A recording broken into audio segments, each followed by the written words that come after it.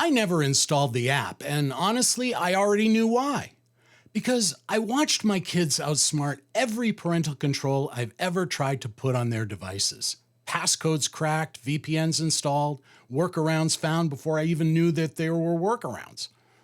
And these were just teenagers. So I already understood something that a lot of Christian men discovered the hard way. Motivated desire finds a way around friction every single time. The app doesn't change what you want, it just adds a speed bump between you and what you want. And a man who really wants something doesn't need a long time to find the road around the speed bump.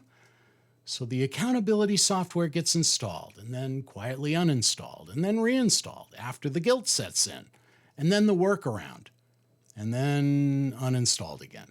And somewhere in that cycle, the shame doubles because now you're not just struggling. You're struggling and hiding it from a man who's supposed to be holding you accountable, which means now you're lying to your brother on top of everything else. Here's the problem with accountability software that no one in the church wants to say out loud. It's a technological solution to a spiritual problem. It treats the symptom, not the source. Now, let me be fair. There are good resources out there. Books, programs, counselors, structured 30-day devotionals. Men who've walked this road and want to help you walk it too. And if you need that level of support, go find it. That's not weakness, that's wisdom. But here's what most of them have in common. They're built on the assumption that freedom is the destination, and they get you there by managing behavior. What I haven't found is someone willing to stand inside the struggle and say, I'm still here too. And here's the only thing that actually moves the needle for me. Because the filter doesn't live where the battle actually happens. The battle doesn't happen on your screen. It happens in the 3 seconds between the thought arriving and the choice that follows. At 3 a.m. when nobody is watching. In the sanctuary on a Sunday morning. Trust me, there's no app for that. The enemy has been doing this for thousands of years, and the enemy gets better at this with every software update. Ephesians 6 tells us we don't wrestle against flesh and blood. We wrestle against principalities, against powers, against the rulers of darkness. And you cannot fight a spiritual principality with parental controls.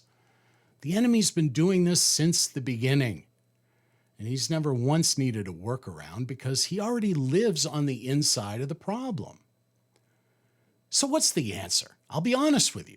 I've tried willpower, prayer alone. I've tried fasting. I've even tried white-knuckling through it. And here's what I've found. Every solution that puts the responsibility entirely on me eventually fails. Because I'm not strong enough to win this battle alone. And if you're honest, neither are you. And neither was Paul.